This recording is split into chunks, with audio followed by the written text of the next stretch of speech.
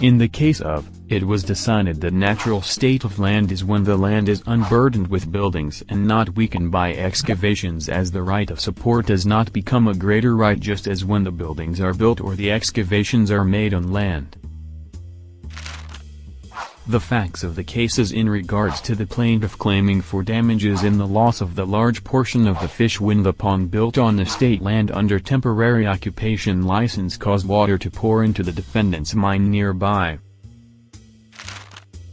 It was then held that the plaintiff could only claim for such a degree of support as the land in natural state refers to the land in its natural condition and shall have no rights for additional support that is required by the reason of its weakened state.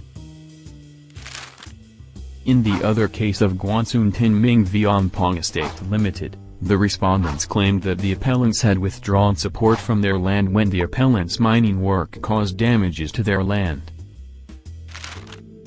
The issue was whether the appellants were under a legal obligation to support the respondents' land. Common law principles apply to claims for disturbance of the right to support.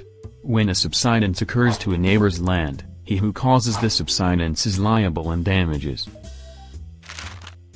Where there is a lapse of time between the excavation of land and the occurrence of the resulting subsidence and during the interval a change has taken place in the ownership or occupation of the land, the new occupier is under no liability.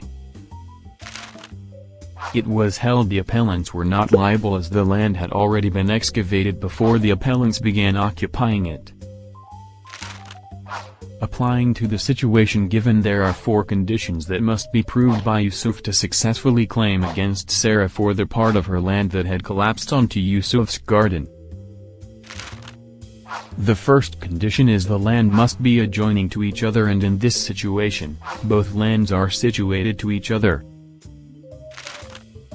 It was stated that Sarah is the owner of the land adjacent to Yusuf's land.